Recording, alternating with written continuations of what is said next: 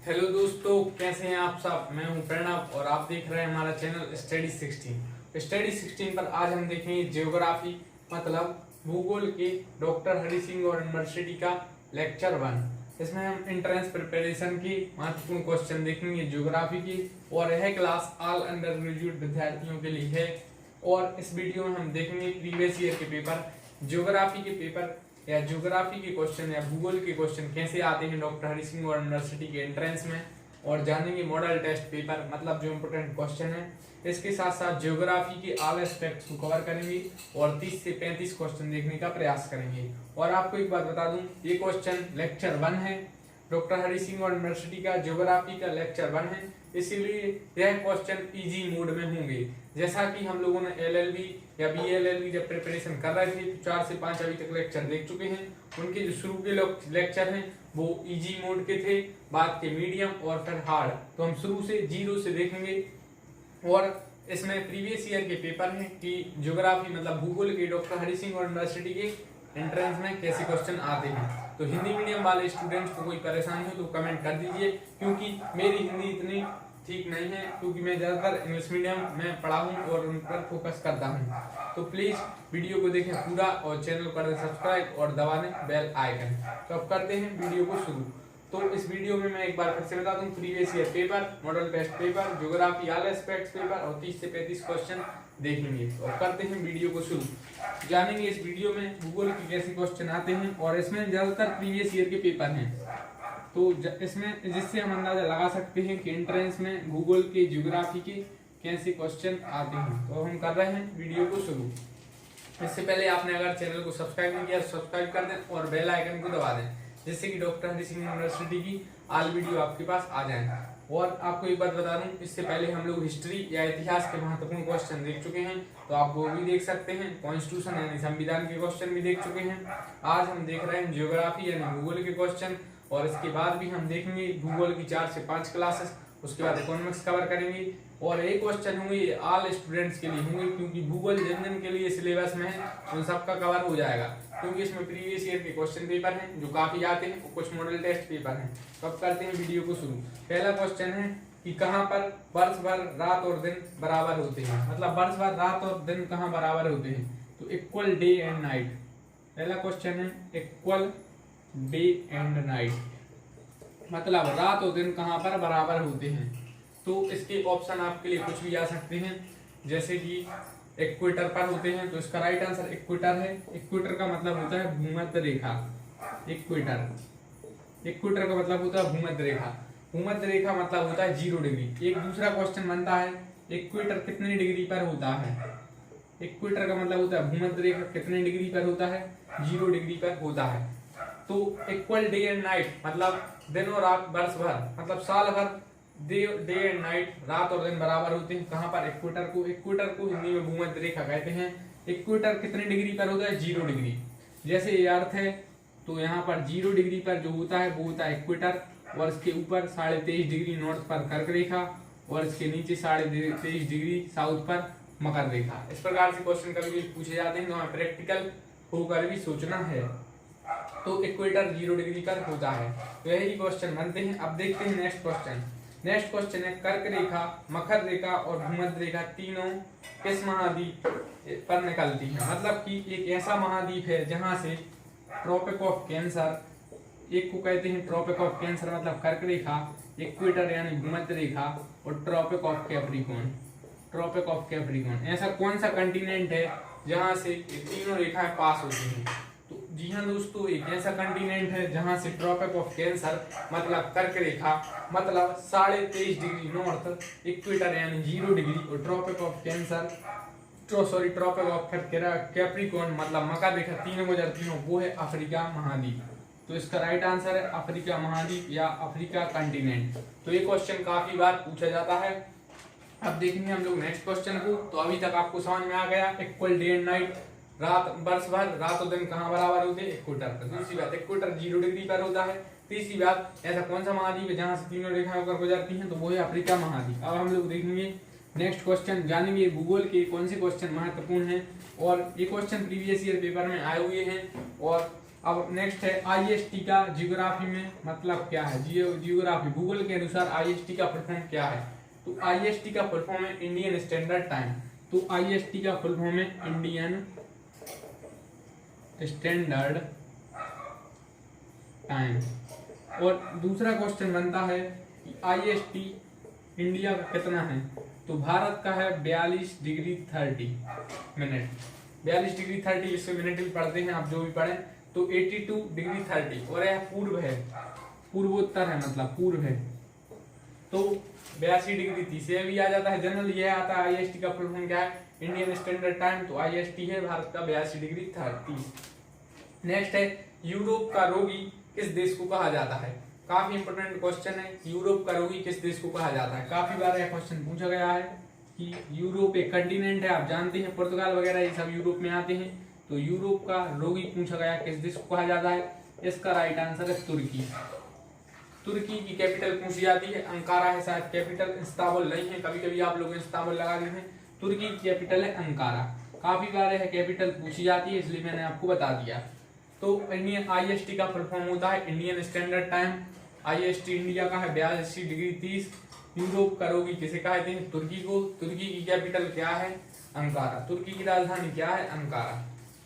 अब हम लोग देखेंगे नेक्स्ट क्वेश्चन को भूगोल के जो महत्वपूर्ण है। और इक्वेटर मैंने बता दिया है कितने डिग्री पर है इक्वेटर, क्वेश्चन कई बार आता है तो 0 डिग्री पर है। तो अब हम लोग देखेंगे नेक्स्ट क्वेश्चन। नेक्स्ट क्वेश्चन है बुलार लेक कहाँ स्थित है। एलएलबी में क्वेश्चन पूछा जा चुका है कि बुलार लेक कहाँ स्थित है। तो यह स्थित है जम्मू एंड कश्मीर में। दोस्तों बुलार लेक जम्मू एंड कश्मीर में स्थित है। Wular lake is situated at Jammu and Kashmir. Next है कर्क रेखा भारत की कितने राज्यों से होकर गुजरती है। तो कर्क रेखा को इंग्लिश में कहते हैं ट्रॉपिक ऑफ कैंसर। और इसकी मैंने आपको बताई थी 23.5 डिग्री नॉर्थ है। और यह इसका मतलब कर्क रेखा कितने पर है 23.5 डिग्री नॉर्थ पर जो रेखा जाती है उसे कर्क रेखा कहते हैं। और कितने राज्यों से होकर गुजरती है तो 8 राज्य हैं। आप चेक कर लीजिए थोड़ा, लेकिन 8 ही राज्य हैं, इसका राइट आंसर है। एक और क्वेश्चन बन जाता है कभी कभी कर्क रेखा से कि कर्क रेखा मध्य प्रदेश के कितने जिलों से होकर गुजरती है। कर्क रेखा आपको ध्यान रखना है एमपी के तो 14 जिलों से होकर गुजरती है। यह मध्य प्रदेश सिविल जज में पूछा गया था 2018 में शायद। कर्क रेखा मध्य प्रदेश के कितने जिलों से होकर गुजरती है 14 जिलों से होकर गुजरती है। और भारत के कर्क रेखा कितने राज्यों से तो 8 राज्य से। कर्क रेखा का जो फॉर्मूला आप याद रख लीजिए 23.5 डिग्री नॉर्थ, 23.5 डिग्री नॉर्थ पर कर्क रेखा है। और यही साउथ हो जाएगी तो हो जाएगी tropic of Capricorn. Next question बनता है मकर रेखा कितने डिग्री पर स्थित है। तो मकर रेखा को कहते हैं इंग्लिश में tropic of Capricorn. Tropic of Capricorn है 23.5 डिग्री साउथ, लेकिन आप इसको थोड़ा चेक कर लीजिए तो 23.5 डिग्री साउथ इसका राइट आंसर है। अब हम लोग देखेंगे नेक्स्ट क्वेश्चन को। तो बुलार लेक कहाँ स्थित है जम्मू कश्मीर में। कर्क रेखा भारत के 8 राज्यों से और मध्य प्रदेश के 14 जिलों से होकर गुजरती है। नेक्स्ट है प्रायद्वीपीय भारत की सबसे बड़ी नदी है। तो भारत की सबसे बड़ी नदी एक क्वेश्चन बनता है। तो भारत की सबसे बड़ी नदी है गंगा नदी, लेकिन जब प्रायद्वीपीय भारत की बात होगी तो गोदावरी सबसे बड़ी नदी है। प्रायद्वीपीय भारत की सबसे बड़ी नदी है गोदावरी और भारत की सबसे बड़ी नदी है गंगा। तीसरा क्वेश्चन है भारत में सबसे लंबी तट रेखा वाला राज्य कौन सा है। One of the important question as far as Dr. Hari Singh Gaur University entrance exam is concerned. So you have to understand what the question is. So the question is Bharat में सबसे लंबी तटरेखा वाला राज्य कौन सा है। यह क्वेश्चन कई बार पूछा गया है और यह पीएससी लेवल एग्जाम में तक पूछा गया है। तो गुजरात है, गुजरात की सबसे लंबी तटरेखा है। तटरेखा मतलब सी से ज्यादा एरिया कवर करता है गुजरात। गुजरात की बाउंड्री में सी एरिया ज्यादा कवर करता है। और भारत में सबसे ज्यादा सी की जो बाउंड्री कवर करता है वो कौन सा राज्य तो गुजरात है। गुजरात की कैपिटल गांधीनगर है। तो अब हम देखेंगे नेक्स्ट क्वेश्चन। नेक्स्ट है कि मैकमोहन रेखा किन दो देशों के बीच की सीमा है। मैकमोहन रेखा भी काफी चर्चा में थी, आपने मैकमोहन रेखा सुना होगा। ऑप्शन में भारत पाकिस्तान, भारत चीन या भारत अफगानिस्तान। इसका राइट आंसर है भारत चीन। मतलब इंडिया और चाइना के बीच में जो रेखा है उसे मैकमोहन रेखा कहते हैं। नेक्स्ट है रेड क्लिफ रेखा।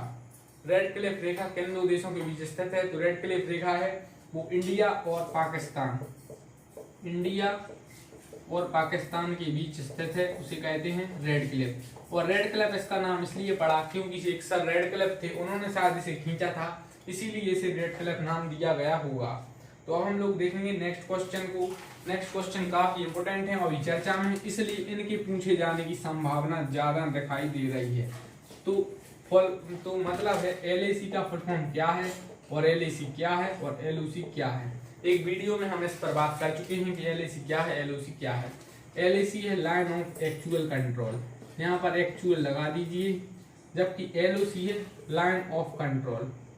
एलओसी का मतलब होता है लाइन ऑफ कंट्रोल और एलएसी का फुल फॉर्म होता है लाइन ऑफ एक्चुअल कंट्रोल। तो यह फुल फॉर्म आ जाते हैं। जो एलएसी है ये इंडिया चाइना का बॉर्डर है। इंडिया चाइना एलएसी विवाद आपने जब चाहे सुना होगा। एलओसी है जो वो इंडिया पाकिस्तान के बीच स्थित है। तो क्वेश्चन कभी कभार यह बन जाता है एलएसी किन दो देशों के बीच है। एलएसी में इंडिया चाइना है और एलओसी में इंडिया पाक है, इंडिया पाकिस्तान। और इंडिया चाइना मैकमोहन रेखा साझा करते हैं, India Pakistan sir Radcliffe रेखा साझा करते हैं। LAC line of actual control, LOC line of control. LAC India China, LOC India Pak. आपको क्लियर हो गया होगा। अब देखेंगे हम लोग नेक्स्ट क्वेश्चन। नेक्स्ट क्वेश्चन है सूर्य के सबसे नजदीक कौन सा ग्रह स्थित है, मतलब सूर्य के सबसे नजदीक कौन सा ग्रह है। काफी इंपोर्टेंट क्वेश्चन है। और बुध ग्रह इसका राइट आंसर है, बुध ग्रह। जी हाँ दोस्तों, बुध ग्रह राइट आंसर है और इसे इंग्लिश में मरकरी कहते हैं। So Mercury is the right answer of this question. बुध ग्रह सूर्य के सबसे निकट है। जैसे सूर्य है और ग्रह हैं ऐसे, तो इनमें सबसे जो सूर्य है ये और इसके सबसे निकट ग्रह है ये बुध ग्रह है। तो कभी कभी इनसे क्वेश्चन पूछे जाते हैं। तो यह काफी इंपोर्टेंट क्वेश्चन है ज्योग्राफी के पॉइंट ऑफ व्यू से। नेक्स्ट क्वेश्चन है कि मध्य प्रदेश कितने राज्यों से बॉर्डर शेयर करता है। तो आपको पता है एमपी 5 राज्यों के साथ बॉर्डर शेयर करता है। तो मध्य प्रदेश 5 राज्यों के साथ बॉर्डर शेयर करता है। तो गुजरात, राजस्थान, महाराष्ट्र, छत्तीसगढ़ और यूपी, ये वो 5 राज्य हैं। कभी कभी पूछे जाते हैं, आप पर बनते हैं, मैं पिछली वीडियो में बता चुका हूँ, तो उस पर डिटेल में बात अभी नहीं हुई। नेक्स्ट है ऑर्गेनिक फार्मिंग करने वाला पहला राज्य है। यह क्वेश्चन काफी एग्जाम में पूछा गया है। आप एमपीपीएससी 2018 एग्जाम उठा लीजिए, उसमें यह पूछा गया था। और भी काफी एंट्रेंस एग्जाम में यह पूछा जा चुका है। और कि ऑर्गेनिक फार्मिंग करने वाला पहला राज्य तो वो है Sikkim. Sikkim is the right answer of this question. Organic farming करता है सिक्किम। तो ऑर्गेनिक फार्मिंग करता है सिक्किम। सबसे पहले किस राज्य ने की, अब और राज्य भी करने लगे हैं। तो ऑर्गेनिक फार्मिंग सबसे पहले की जो सिक्किम ने की। यह क्वेश्चन 2 से 4 साल तक और पूछा जाएगा। तो ऑर्गेनिक फार्मिंग सबसे ज्यादा किसने की, सिक्किम में। तो लॉन्गेस्ट रिवर है इंडिया की गंगा, हम जान चुके हैं। अब नेक्स्ट है मैक्सिमम बाउंड्री स्टेट। कौन सा राज्य जो ज्यादातर राज्यों के साथ बाउंड्री शेयर करता है। तो आप जानते हैं वो यूपी हो सकता है, उत्तर प्रदेश, जो ज्यादातर राज्यों के साथ बॉर्डर शेयर करता है। तो अब तक हम काफी क्वेश्चन देख चुके हैं। नेक्स्ट है नर्मदा नदी का उद्गम स्थल कहाँ पर स्थित है। तो नर्मदा नदी का जो उद्गम स्थल है वो है अमरकंटक। अमरकंटक मध्य प्रदेश में है। नर्मदा मध्य प्रदेश की सबसे लंबी नदी है। यह क्वेश्चन भी कई बार पूछा जाता है। नेक्स्ट है पाक स्ट्रेट लाइज बिटवीन। जो पाक स्ट्रेट है वो किन देशों के बीच स्थित है। ये काफी इंपोर्टेंट क्वेश्चन है कि पाक स्ट्रेट लाइज बिटवीन। तो पाक स्ट्रेट है वो है इंडिया और श्रीलंका के बीच। इंडिया एंड श्रीलंका के बीच स्थित है कौन सी स्ट्रेट, पाक स्ट्रेट। ये काफी इंपोर्टेंट क्वेश्चन है, कई बार पूछा जा सकता है कि पाक स्ट्रेट किन दो देशों के बीच स्थित है। ऑप्शन में दे देंगे इंडिया श्रीलंका, इंडिया मालदीव, श्रीलंका मालदीव या इंडिया और इंडोनेशिया। तो राइट आंसर है इंडिया और श्रीलंका के बीच पाक स्ट्रेट स्थित है। नेक्स्ट है ग्रीन रेवोल्यूशन का संबंध किससे है। तो एक है ग्रीन रेवोल्यूशन, और ग्रीन रेवोल्यूशन का संबंध एग्रीकल्चर से, कृषि से। हरित क्रांति किससे संबंधित है, क्वेश्चन आएगा हरित क्रांति किससे संबंधित है, ग्रीन रेवोल्यूशन किससे संबंधित है, कृषि से। मतलब और जे फूड ग्रेन मतलब अनाज, ज्यादा जी अनाज है जैसे कि गेहूं वगैरह है, इनके उत्पादन से। तो एग्रीकल्चर के उत्पादन से, कृषि के उत्पादन से संबंधित है। नेक्स्ट है व्हाइट रेवोल्यूशन। व्हाइट रेवोल्यूशन संबंधित है मिल्क प्रोडक्शन से, मतलब दूध का ज्यादा उत्पादन होने से संबंधित है व्हाइट रेवोल्यूशन। ये क्वेश्चन आते हैं। और ब्लू रेवोल्यूशन किससे संबंधित है, नीली क्रांति, तो मत्स्य उत्पादन से संबंधित है। और ऐसे मछली प्रोडक्शन भी कहते हैं या फिश प्रोडक्शन से कहते हैं। ग्रीन रेवोल्यूशन किससे संबंधित है, एग्रीकल्चर से। व्हाइट रेवोल्यूशन मिल्क से। ब्लू रेवोल्यूशन मत्स्य से, मछली उत्पादन से। नेक्स्ट है पिंक रेवोल्यूशन ऑनियन प्रोडक्शन से, ये जनरली नहीं पूछी जाती हैं। और जो क्वेश्चन पूछे जाते हैं वो ग्रीन से, व्हाइट से, ब्लू से इंट्रेंस में पूछे जाते हैं, पूछे गए हैं। ग्रीन एग्रीकल्चर, हरा क्या रहता है, एग्रीकल्चर कृषि, व्हाइट दूध सफेद रहता है, ब्लू मत्स्य मछली। तो agriculture milk and fish is the right answer of this question. So green revolution is related to agriculture, white revolution is related to milk production and blue revolution is related to fish production. These are the most important questions as far as the Dr. Hadi Singh or entrance exam is concerned. The next question is what is the full form of NGT? So what is the full form of NGT? NGT is a news show. NGT news में रह रहा है इसलिए इससे ज्यादा question पूछे जा रहे हैं। NGT का फुल फॉर्म है नेशनल ग्रीन ट्रिब्यूनल। 2010 में शायद यह आया था, कभी कभार यह क्वेश्चन पूछा जाता है तो आप चेक कर लीजिए। तो NGT का फुल फॉर्म है national green tribunal, national green tribunal. तो इसका हिंदी में कुछ मतलब होता है राष्ट्रीय हरित प्राधिकरण या अधिकरण है, आप चेक कर लीजिए। तो एनजीटी का इंग्लिश में full form national green tribunal. तो इंडिया और श्रीलंका के बीच कौन सी स्टेट स्थित है, पाक स्टेट। ग्रीन रेवोल्यूशन एग्रीकल्चर से, व्हाइट मिल्क से, ब्लू फिश से। एनजीटी का full form national green tribunal. और नागालैंड की कैपिटल क्या है, यह क्वेश्चन आ जाता है। तो नागालैंड की जो कैपिटल है वो है कोहिमा। कभी कभार यह भी क्वेश्चन पूछा जाता है। तो इस वीडियो में हमने इजी क्वेश्चन देखे ज्योग्राफी के, भूगोल के। नेक्स्ट वीडियो में हम थोड़ा और लेवल बढ़ाएंगे और 4 से 5 वीडियो बनेंगी भूगोल की, जिनमें आपका सारा भूगोल कवर हो जाएगा। उससे पहले लास्ट 1-2 क्वेश्चन और देख लीजिए।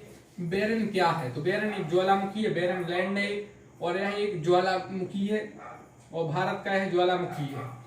तो वोल्केनो है एक, Barren is a land, Barren is a volcano. तो नेक्स्ट क्वेश्चन लास्ट है कि एरिया वाइज भारत का स्थान कौन सा है, तो 7वां स्थान है। पहले पे रसिया होगा शायद, अब चेक कर लीजिए। और रूस की राजधानी आपको मैंने बता दी थी, मॉस्को है। तो इस वीडियो में हमने देखी ज्योग्राफी भूगोल के डॉक्टर हरि सिंह यूनिवर्सिटी के एंट्रेंस के महत्वपूर्ण क्वेश्चन। नेक्स्ट वीडियो में मिलते हैं, ज्योग्राफी के या भूगोल के कुछ और महत्वपूर्ण क्वेश्चन देखेंगे और इकोनॉमिक्स के भी देखेंगे। हिस्ट्री के इससे पहले देख चुके हैं, संविधान के देख चुके हैं, मतलब कॉन्स्टिट्यूशन के देख चुके हैं, और भी क्वेश्चन देखेंगे। उससे पहले आप कर दीजिए वीडियो को लाइक, चैनल को सब्सक्राइब, दबा दीजिए बेल आइकन। मिलते हैं नेक्स्ट वीडियो में, थैंक यू।